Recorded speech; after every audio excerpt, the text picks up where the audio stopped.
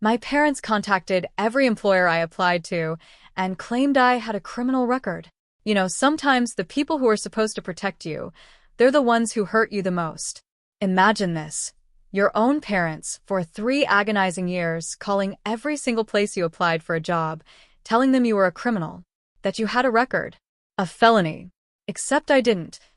I never even had a parking ticket. But by the time I was 27, I was showering in gas station sinks, eating 1 meal a day, and sleeping in a homeless shelter because no one within 50 miles would hire me. And every week, I'd get the same text from my dad. Come home and apologize, and maybe I'll stop. Can you even begin to picture that kind of betrayal? Then one Tuesday morning, a woman knocked on the shelter door. She said 7 words that changed everything. Your grandma hired me to find you. Before I tell you what was in that mysterious briefcase, and trust me, you want to know, please, if this story resonates even a little, hit that like button and subscribe. And seriously, drop a comment telling me what time it is where you are right now. I always love seeing where you're all listening from. Now let's go back, way back, to Harlem, Ohio, the week after my 25th birthday. That's the day I finally decided I was done asking permission to have a life. Harlem, Ohio. Population 4,000, give or take. 1 grocery store. 1 high school. 1 diner that's been serving the same meatloaf since '87. It's the kind of place where everyone waves from their porch and knows exactly whose truck is parked where it shouldn't be. And the Johansons? That's us.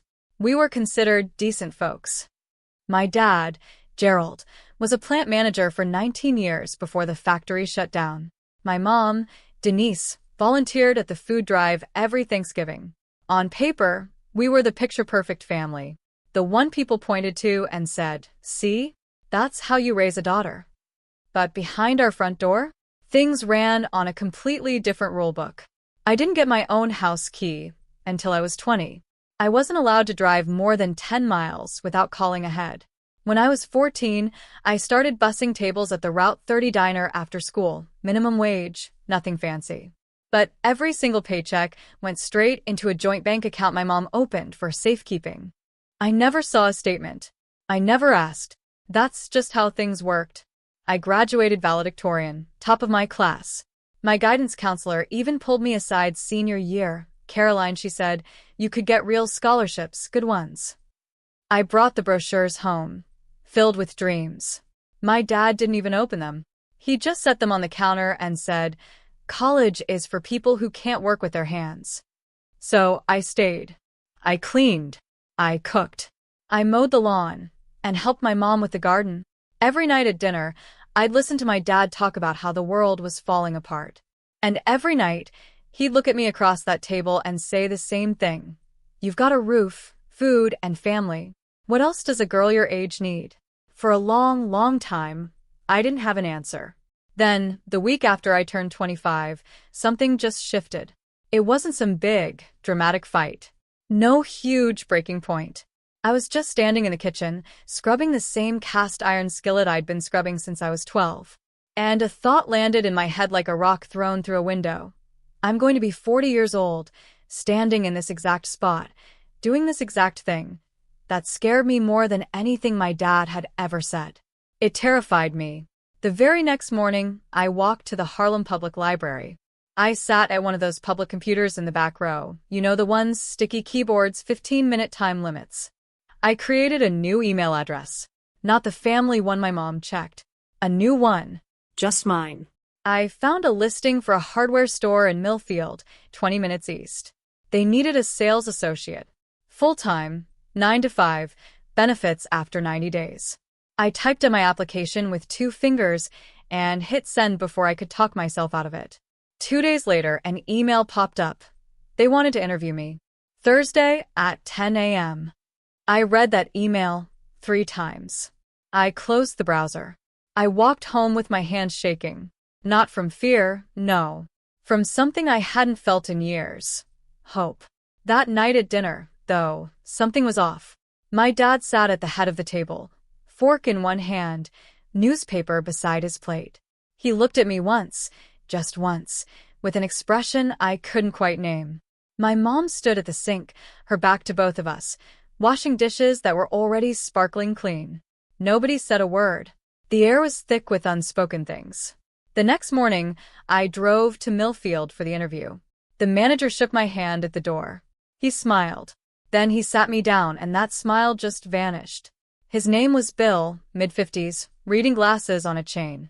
He had my application printed out on the desk between us. "Caroline," he said, "I'm going to be straight with you." "Okay." I managed. "Is there anything in your background we should know about?" I blinked. No, sir. Nothing." He took off his glasses, rubbed the bridge of his nose. "We received a phone call yesterday. Someone, I'm not going to say, who mentioned a felony theft charge." The room tilted. My stomach dropped. I gripped the armrest of my chair, hard. "That's not true. I've never been arrested. I've never stolen anything in my life." Bill looked at me, and I could see it. He wanted to believe me. But he also had a business to run, and that phone call was still ringing in his ears. "I'm sorry," he said. "We can't move forward." I drove home in silence. No radio. No crying. Just the white lines on Route 30 blurring past. When I pulled into the driveway, my dad was sitting on the porch, newspaper open. He didn't even look up. "How was your day, sweetheart?" I stood there, keys in my hand, staring at the back of his newspaper. He turned a page, slow, casual. "Fine," I said. "Good." He folded the paper. "Your mom made pot roast." I sat through dinner. Pot roast, green beans, iced tea. My mom talked about the neighbor's new fence. My dad nodded along like it was the most fascinating thing he'd ever heard. And somewhere between the pot roast and the iced tea, a thought, small, ugly, and impossible, started forming in my mind. Did they know? I pushed it down. They were my parents. Parents don't do that. I wouldn't push it down for long. Over the next 6 weeks, I applied to 3 more places. A grocery store in Ridgeway. A warehouse on the county line. A diner in Cooperton hiring for the morning shift. All 3 called me in for interviews. All 3 canceled within 48 hours. The grocery store said they'd filled the position. The warehouse never called back. But the diner was different. The owner, a woman named Pat, was honest with me. She leaned across the counter and lowered her voice. "Honey, someone called here about you." My chest tightened. "What did they say?" "Said you had a criminal record. Theft and fraud." "Was it a woman?" Pat nodded. "Said she was a concerned neighbor." Concerned neighbor. That night, I waited until my parents went to bed. I crept down the hallway to my mom's sewing room, the one room in the house that was hers alone. I opened the desk drawer, pushed aside the fabric scraps and pin cushions, and there it was, a small blue notebook. My mom's handwriting. Careful, neat, the same cursive she used for birthday cards. Down the left column, Millfield Hardware. Ridgeway Fresh Mart.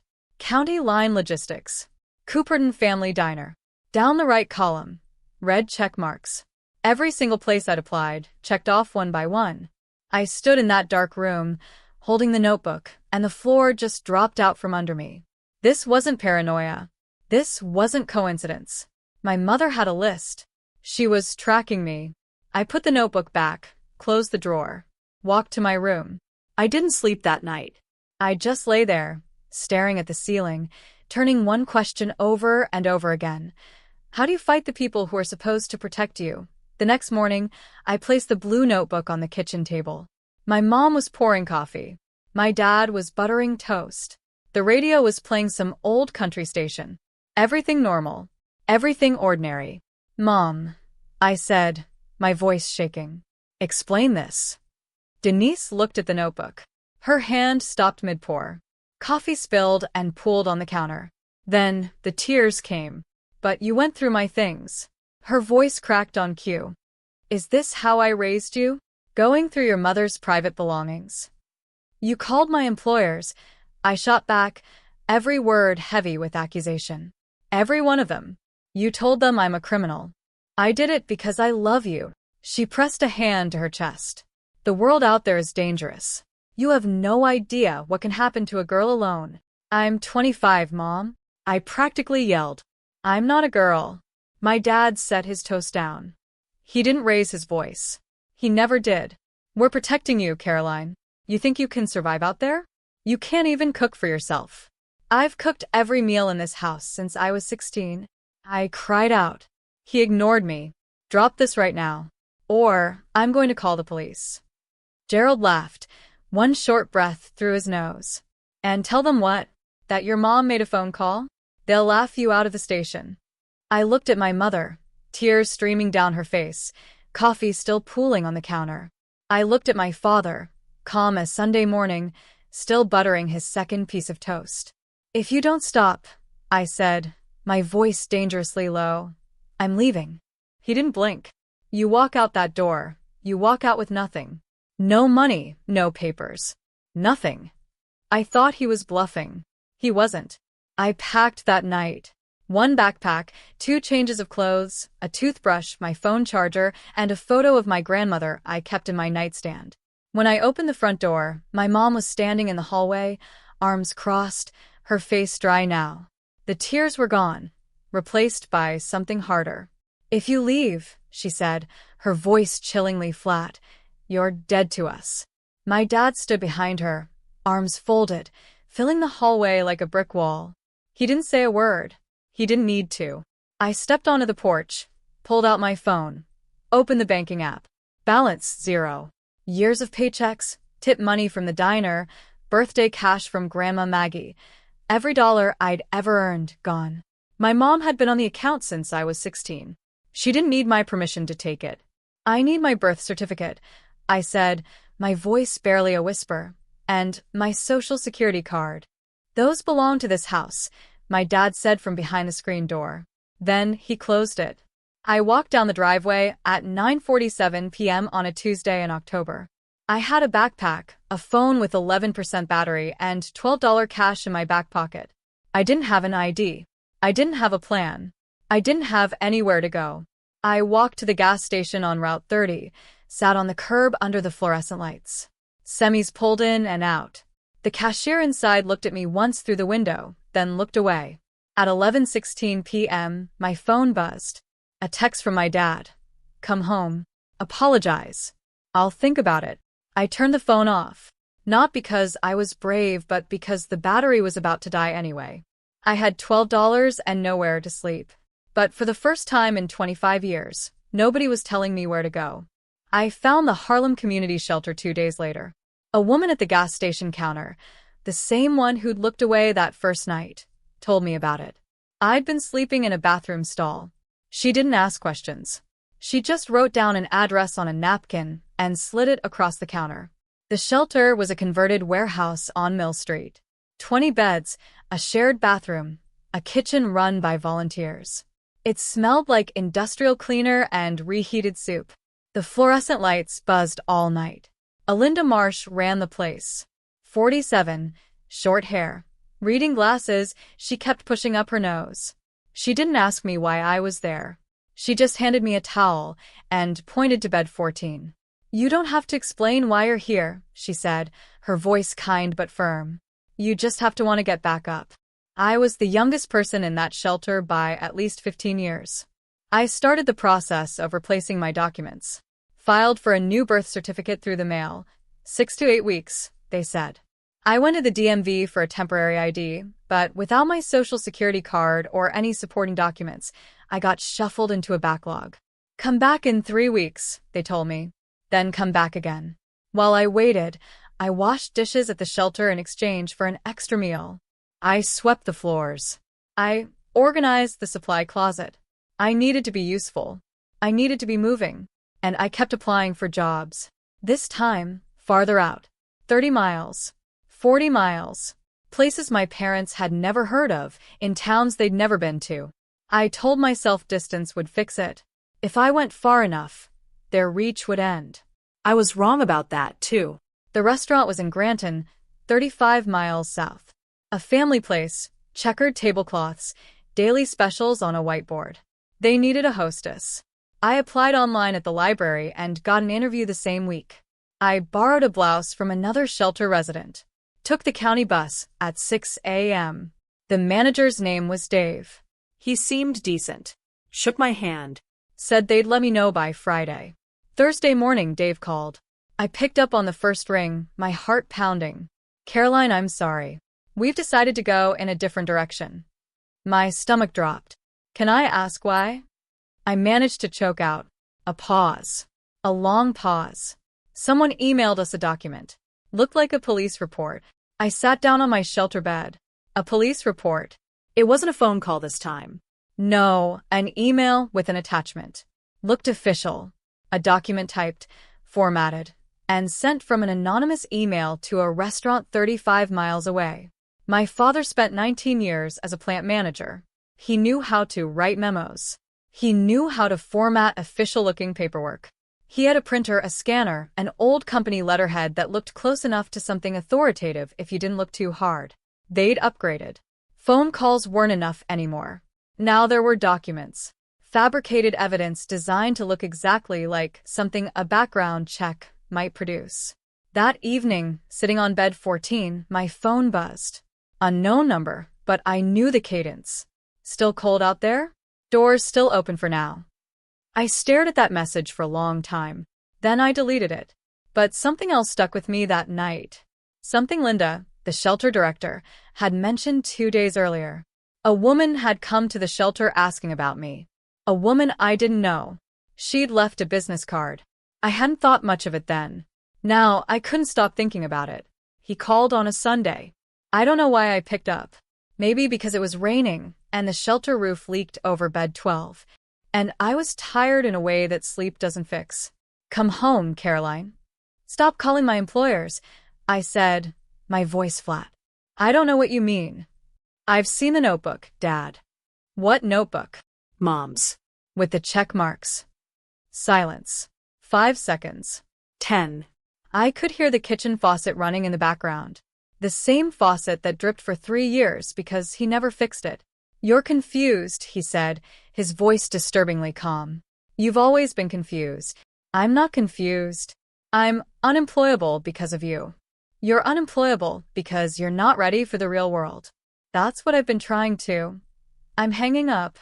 You hang up. You lose this family. I already lost it.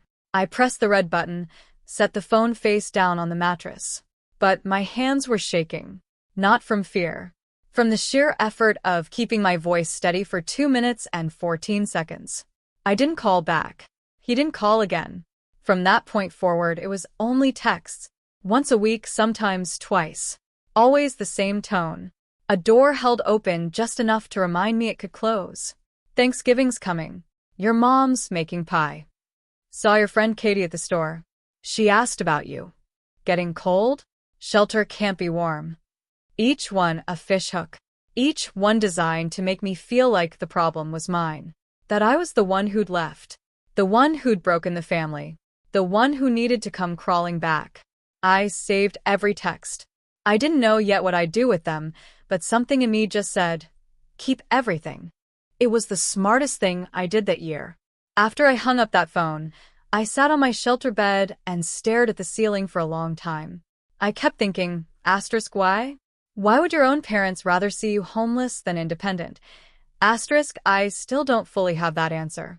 But I want to ask you, have your parents ever destroyed an opportunity for you and then acted like they were doing you a favor? If that hits close to home, I'd really love to hear your story in the comments. In the quiet nights at the shelter, and they were all quiet, just the hum of the baseboard heater and someone coughing 2 beds over, I thought about my grandma, Margaret Johansson. Everyone called her Maggie. She lived on a 40-acre farm outside of Ridgeway, about 40 minutes from Harlem. Chickens, a half-acre garden, and a barn she painted white every spring because she said it kept things honest. She sold the farm 3 years before she died. I was 23 when she passed. Heart failure, quick, the way she would have wanted. At the funeral, my dad cried exactly once during the eulogy. Then he went back to shaking hands and accepting casseroles. But I kept thinking about the last time I saw her alone. It was maybe a year before she died. She'd invited me out to the farm. The new owners hadn't moved in yet, so she still had access. We sat on the porch with sweet tea, and she said something I didn't understand at the time. If things ever get real bad, someone will come find you. Don't be scared when they do. I remember laughing. Grandma, what are you talking about? She didn't laugh. She just looked out at the field and said, I know my son, sweetheart. I've known him for 50 years. Then she changed the subject, asked me about the garden at home, whether the tomatoes came in. But there was one more thing. Something she said as I was walking to my car. I sold the farm, but I didn't spend the money. Remember that? I didn't remember it. Not until month 5 at the shelter, lying on bed 14, staring at a water stain on the ceiling shaped like Ohio. Then I remembered every single word. It was Linda who brought it up again. I was restocking the supply closet, toilet paper on the left, cleaning spray on the right. The kind of mindless work that keeps your hands busy when your head won't stop. And she leaned against the door frame with that look she got when she was choosing her words carefully. Caroline, remember that woman who came by last month? I stopped. The one asking about me? Yeah. Ruth something. She paused. I didn't give her your information, shelter policy. But she left a card. Linda pulled it from her back pocket, slightly bent at the corner. She handed it to me. Ruth Kalin. Licensed private investigator. State of Ohio. License number P.I-2014774555-0182. I read it twice. Private investigator. My first thought, the obvious one. My dad hired someone to find me. This was his next move. Track me down. Report my location. Maybe even try to get me removed from the shelter on some fabricated claim. What did she look like? I asked. 50s. Short gray hair. Calm, polite. Linda paused. She didn't seem like trouble, Caroline. She seemed like someone looking for a person she cared about. I slipped the card into my pocket. I didn't call the number. I wasn't ready to walk into whatever trap my father had set next. I'd been outmaneuvered too many times already. But the card stayed in my pocket. And every time I did laundry, I moved it to the clean pair of jeans. I couldn't throw it away. Something about it nagged at me. The way she'd come to the shelter instead of calling. The way she'd left her name instead of hiding behind an anonymous tip. That wasn't how my parents operated. They hid. They lied. They sent things from the shadows. This woman knocked on the front door. Month 7. I was starting to get my footing. My replacement birth certificate had arrived. And the DMV finally processed my temporary ID. I had a photo of my own face on a government-issued card for the first time in my adult life. Small victory, enormous feeling. Then Linda called me into her office. She was sitting behind her desk with the door closed. That never happened. Linda's door was always propped open with a brick she'd painted blue. Sit down, she said. Not unkind, but serious. I got a call today. A woman identifying herself as a social worker. She said you have a documented history of violence and that you pose a risk to other residents. The room went cold. That was my mother. Linda nodded slowly. I figured. I've worked here 11 years. Social workers don't cold call shelters to trash a resident. That's not how it works. What did you tell her? I told her I couldn't discuss resident information. She hung up. Linda leaned forward. I'm documenting this call in our records.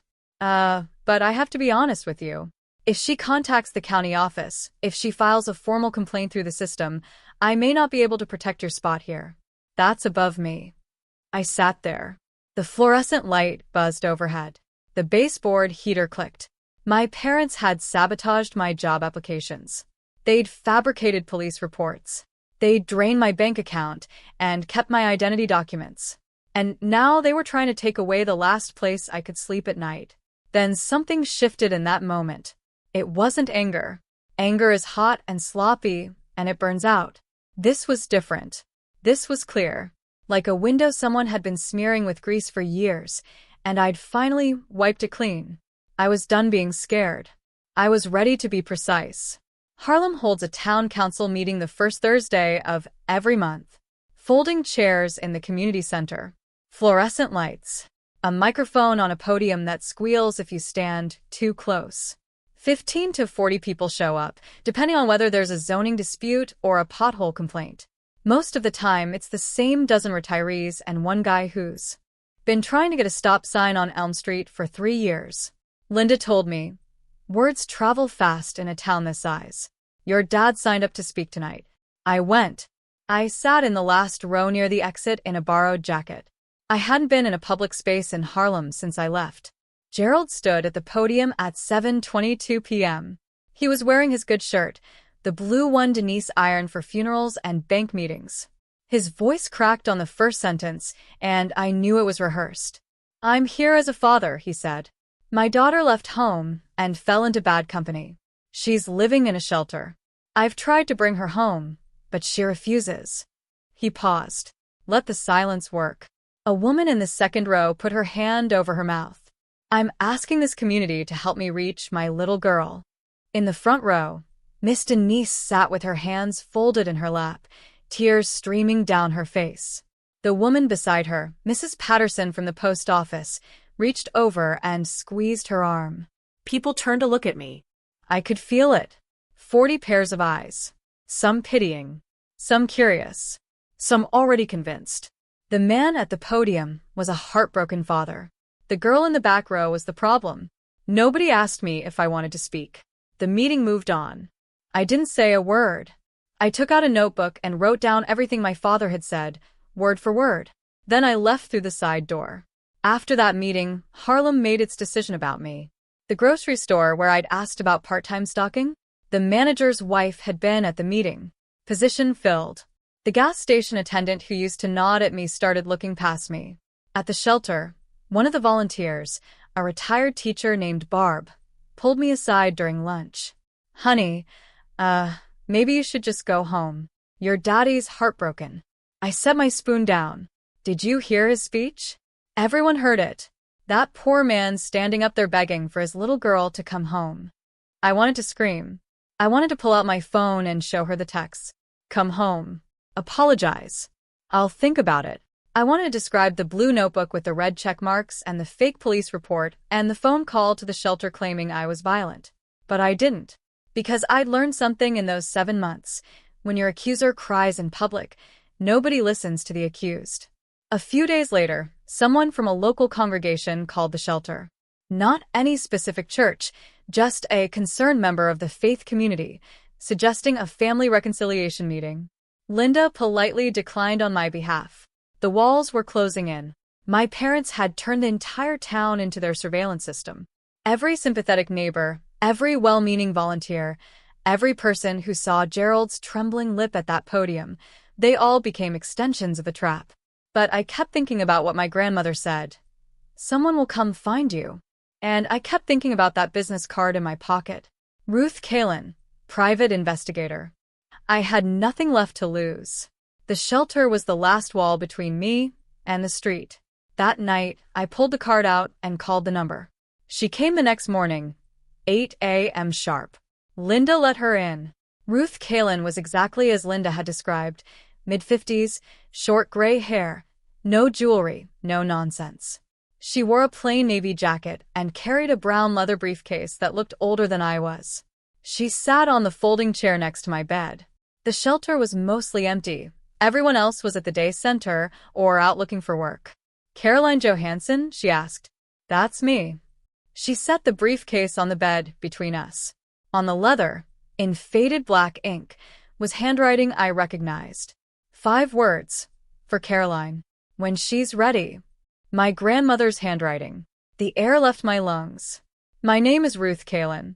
I'm a licensed private investigator in the state of Ohio. Your grandmother, Margaret, hired me 10 years ago. 10 years? I would have been 18. She paid me a retainer up front for a decade of periodic surveillance on your parents. Her instructions were specific. Ruth paused. And give her this. How did you know it was bad enough? Ruth looked at me, steady. When your mother called the shelter pretending to be a social worker, I was already monitoring the situation. I'd been tracking the calls to employers for 2 years. I have records of 37 separate contacts your mother made. I also have copies of the fabricated documents your father created. I have everything. I stared at the briefcase. My grandmother's handwriting. A decade of planning. An old woman on a sold farm, looking 10 years into the future and seeing exactly what would happen. She predicted this, Ruth said quietly. Almost to the year. I reached for the clasp.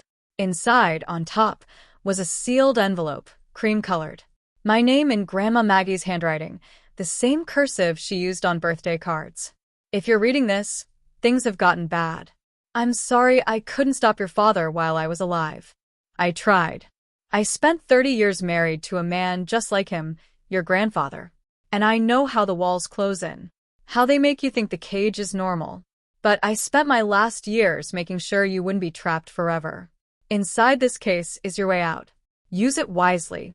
Don't use it for revenge. Use it for freedom. I love you more than he ever let me show. Grandma Maggie. I set the letter down. My hands were steady. My eyes were not. Ruth waited. Then she opened a second compartment in the briefcase and pulled out a thick manila folder. She laid it on the bed and opened it. 5 years of documentation, organized by date, tabbed. Audio recordings of Denise's phone calls, 37 of them, where she identified herself as a concerned neighbor, a family friend, and in 2 instances, a social worker. Each recording had a date stamp, a phone number, and a transcription. Copies of emails sent from an anonymous account traced to the Johansson household IP address, containing attachments that mimicked police reports. Ruth had screenshots and metadata.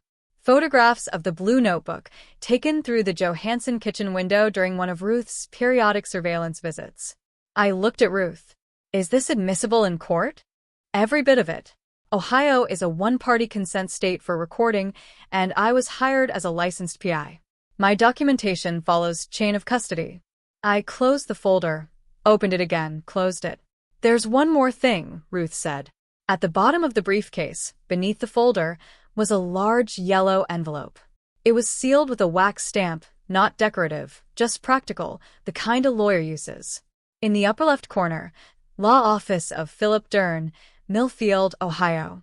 I slid my finger under the flap.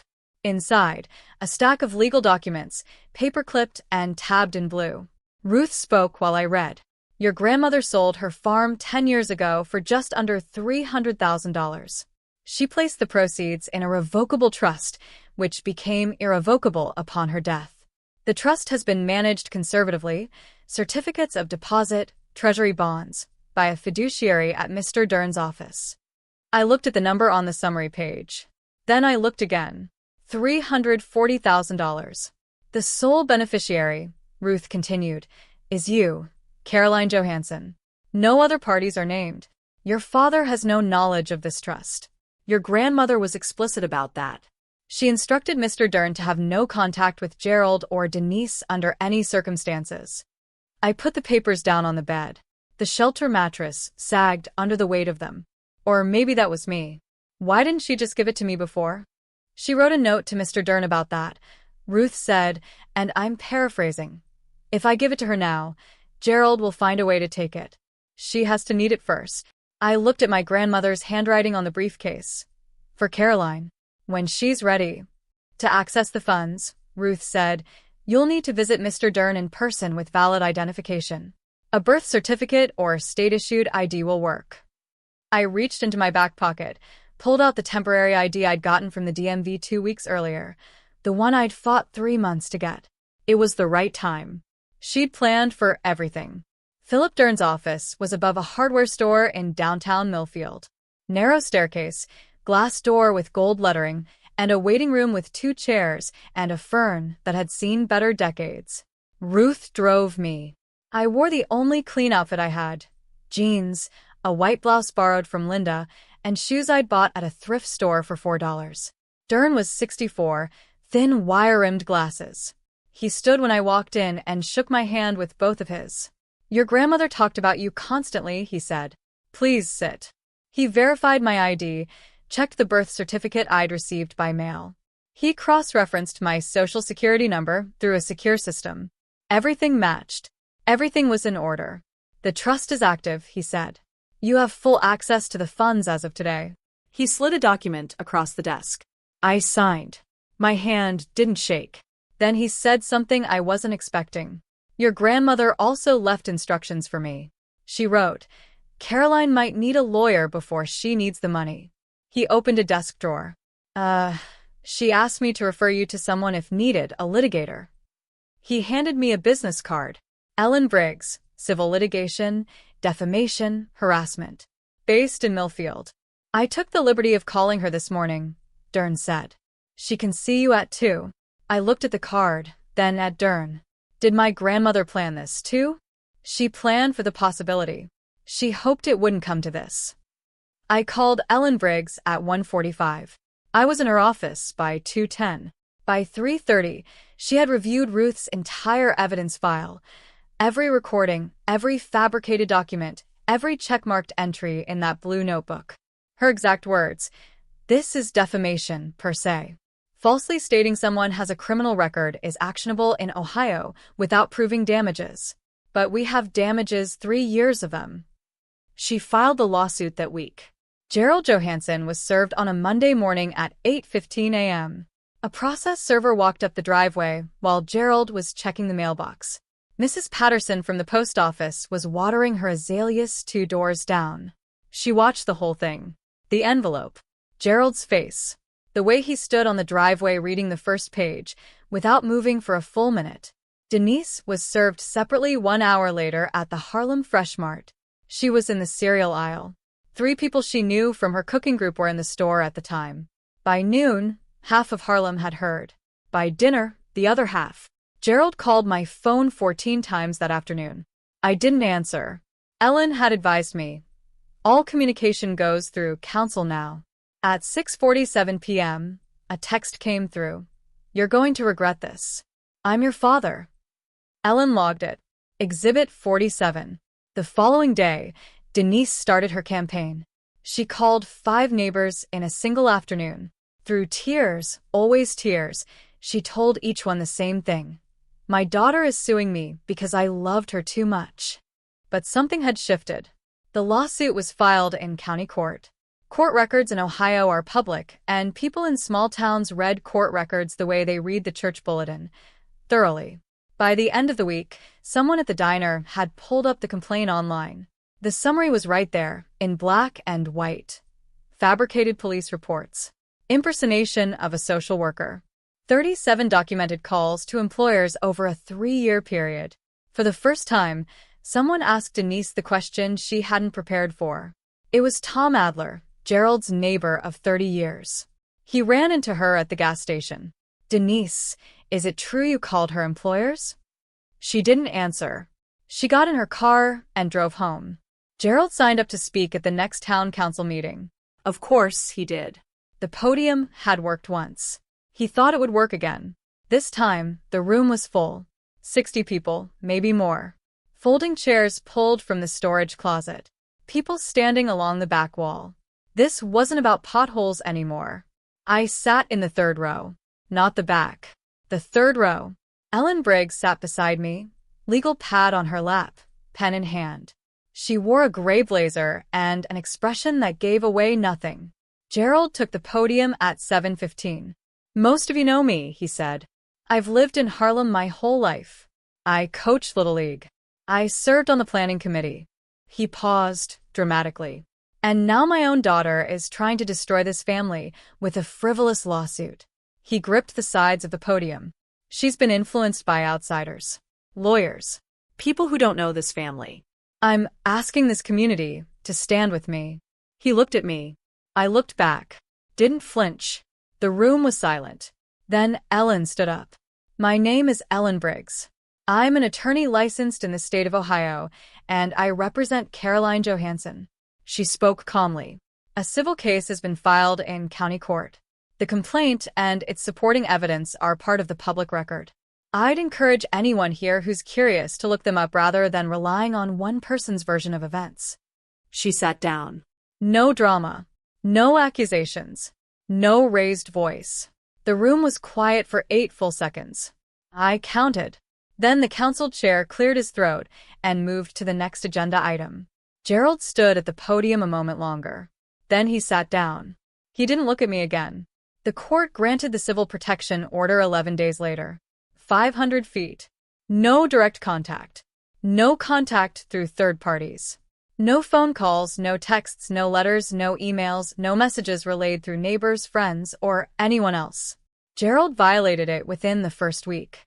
He borrowed his neighbor's phone, a man named Dale who didn't know any better, and texted me. "This isn't over, Caroline." Ellen documented it. Filed it with the court. Gerald received an official warning from the judge. One more violation, and he'd face contempt charges. The defamation case moved forward. Ellen submitted Ruth's evidence package. The recordings, the call logs, the fabricated documents, the metadata linking the anonymous emails to the Johansson household. 37 calls. 5 forged police reports. 3 years of systematic interference with my ability to earn a living. Gerald hired a lawyer, a low-cost attorney from 2 counties over who looked like he'd rather be anywhere else. After reviewing the evidence, he called Ellen and recommended settlement. Gerald refused. "I'm not settling with my own daughter." His attorney withdrew from the case the following week. Gerald didn't hire a replacement. Meanwhile, the court records were doing their work. In Harlem, public documents are public conversations. People read. People talked. Did you see the part about the social worker call? She made 37 calls. Gerald faked a police report. At the Harlem diner where I used to bus tables at 14, the cook told a regular, "That girl applied here once. I turned her down because of a phone call. I feel sick about it." The truth doesn't need a podium. It just needs to be accessible. Slowly, then all at once, Harlem started reading. Denise was the first to feel it. The Thursday Cooking Circle, a group of 8 women who'd been meeting at each other's houses for 15 years, sent her a message through the group organizer.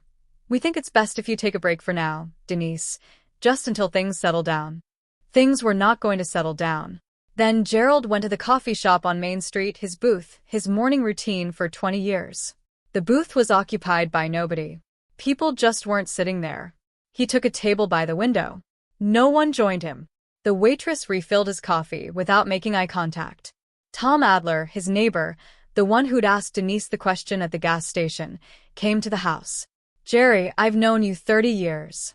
Gerald stood in the doorway, one hand on the frame. Did you really fake a police report?" Gerald closed the door in his face. Didn't say a word. On the legal side, things accelerated. Dave, the restaurant manager in Granton who'd canceled my interview after receiving the fake police report, called Ellen's office voluntarily. He said he was willing to testify. He still had the email with the forged attachment saved in his inbox. Bill from the Millfield hardware store came forward, too. He'd kept a note about the phone call in his hiring file. He remembered the date. He remembered the voice. "I didn't participate in any of this. I didn't call anyone. I didn't post anything. I didn't go door to door telling my side. I didn't have to." The evidence existed. The court records were public. And the people of Harlem, for all their flaws, could read. The town didn't turn on Gerald because I asked them to. They turned because the math stopped adding up. Gerald didn't show up to court. After his attorney withdrew, he represented himself for exactly one filing, a handwritten response that read, in full, "This is a family matter, and the court has no jurisdiction over a father's right to protect his child." The judge disagreed. When Gerald failed to appear for the hearing, Ellen moved for a default judgment. The court granted it. Defamation per se, tortious interference with prospective employment. Total damages, $85,000, calculated from 3 years of lost income and documented harm. Gerald didn't pay. Ellen filed a lien on the Johansson house. I was sitting in Philip Dern's office when the judgment came through. He printed it out and handed it to me across the same desk where I'd signed the trust documents 2 months earlier. "How do you feel?" he asked. "Tired," I said. And I meant it. That same week, Dern offered me a job. And not out of charity. He'd been watching me organize Ruth's evidence files, build timelines, cross-reference dates. "I need an administrative assistant," he said. "You're the most organized person I've met in 40 years of practice." I started the following Monday. $16.50 an hour. Benefits after 60 days. A desk by the window with a fern that needed watering. With the trust funds, I rented a 1-bedroom apartment in Millfield. Ground floor. Small kitchen. A door with a lock and a key that belonged to me. I bought a used Honda Civic with 140,000 miles. I opened a bank account with only my name on it. I bought groceries for the first time in my life without asking anyone's permission. The apartment was quiet. No one asked where I was going. No one checked my email. No one called my employer. The quiet was the loudest thing I'd ever heard. You know, when I was sitting in that courtroom and the judge read the ruling, I didn't feel joy. I felt tired. 3 years of my life gone. 8 months in a shelter bed. All because my parents would rather destroy me than let me go. Let me ask you something specific. If your parents had faked a police report to stop you from getting a job, would you have sued them? Or would you have just walked away? Tell me in the comments. I genuinely want to know. 3 months after the judgment, a letter arrived at the shelter. Linda forwarded it to me. Denise had sent it to my old address. Not my new one. A technical gray area in the protection order, but a clear violation of its spirit. I opened it at my kitchen table. My kitchen table. Dear Caroline, I'm your mother. I'll always be your mother. Dad says he's sorry. Come have Thanksgiving dinner. We can put this behind us. I read it twice. Then a third time. Dad says he's sorry. Not, Dad is sorry. Says, like she was relaying a weather report. We can put this behind us. Not, I was wrong. Not, I shouldn't have called your employers 37 times. Not, I forged documents to keep you unemployable. Just, we can put this behind us, like it was a disagreement about the thermostat. I sat with that letter for an hour. I made coffee. I fed my cat, a tabby I'd adopted from the Millfield shelter and named Maggie because of course I did. Then I wrote back through Ellen, as the protection order required. Mom, I wish you well. But love does not include sabotaging your child's ability to survive. You called my employers. You impersonated a social worker. You tried to get me removed from the only place I had to sleep. Please respect the court order. Do not contact me again. Caroline. I sealed the envelope, stamped it, drove to the post office in Millfield, not the one in Harlem, not the one where Mrs. Patterson would see me and report back. Then I went home. My home. I cooked dinner for one. Pasta, garlic bread, and a glass of water. Maggie sat on the counter and watched me eat. It was the best meal I'd ever had. I'm not telling you this story so you'll hate my parents. I'm telling you because somewhere right now, someone is lying in a bed they don't own, staring at a ceiling they can't paint, wondering if wanting a life of their own makes them a bad daughter or a bad son, or ungrateful, or selfish. It doesn't. Wanting to work is not betrayal. Wanting independence is not disrespect. And walking away from people who are actively destroying your life is not cruelty. It's survival. My grandmother couldn't save herself. She spent 30 years married to a man who controlled everything. Where she went, who she talked to, what she was allowed to want. By the time she got free, she was 70 years old, living in a rented apartment, with nothing but a sold farm and a plan. But she saved me. She planned it 10 years in advance. She hired a private investigator, set up a trust, and wrote a letter that she sealed in a briefcase and hoped I'd never need to open. That's what real love looks like. Not control dressed up as concern. Not sabotage disguised as protection. Love makes a plan for your freedom, even when it costs everything. I'm 28 now. I work as an administrative assistant in a law office in Millfield. I'm saving for community college. I have a one-bedroom apartment, a used Honda, and a cat named Maggie who sheds on everything I own. And I don't talk to my parents. I haven't closed the door forever. But the key is mine now. They don't get to decide when it opens. Grandma Maggie wrote in her letter, "Freedom isn't free, but you're worth every penny." She was right. Gerald sold the house. He didn't have a choice. The lien Ellen filed meant the judgment had to be satisfied before the property could transfer, and Gerald couldn't afford to pay $85,000 out of pocket. The house on Maple Street, the one I grew up in, the one with the porch where he read his newspaper and pretended not to know what his wife was doing, sold for $168,000. After the lien, the realtor fees, and the back taxes he'd been ignoring, he walked away with just enough to rent. He and Denise moved to a trailer park outside of Galleon, 20 minutes from Harlem, close enough to still buy groceries at the Fresh Mart, but far enough that they stopped running into people who used to wave. Gerald never admitted he was wrong, not once. He told his new neighbors the same story he told the town council. My daughter was brainwashed by a lawyer. He'll probably tell that story until the day he dies. Some people would rather lose everything than admit they were the villain. But Denise? Denise did something I didn't expect. Ruth told me months later during one of our occasional phone calls. Denise had started seeing a therapist on her own, without Gerald knowing. She told a therapist during their third session, "I think I did something terrible. I don't know what to do with that. I'm not ready to forgive her. I may never be, but I can hold two things at once. The woman who called 37 employers and lied about her daughter. And the woman who finally sat in a chair and said the truth out loud. People are complicated, even the ones who hurt you worst. But complicated doesn't mean you owe them access to your life. Healing doesn't require reconciliation. And sometimes it just requires distance. That's my story. If you made it this far, thank you. Not everyone has a grandmother who plans a decade ahead, but everyone deserves to know that wanting independence is not betrayal. If this story reminded you of someone you know, please send it to them. Sometimes knowing you're not alone is enough. Hit like if this resonated. Subscribe if you want more stories like this. And if you want to hear what happened when Denise showed up at my workplace 6 months later, that story is linked in the description below. I'll see you there.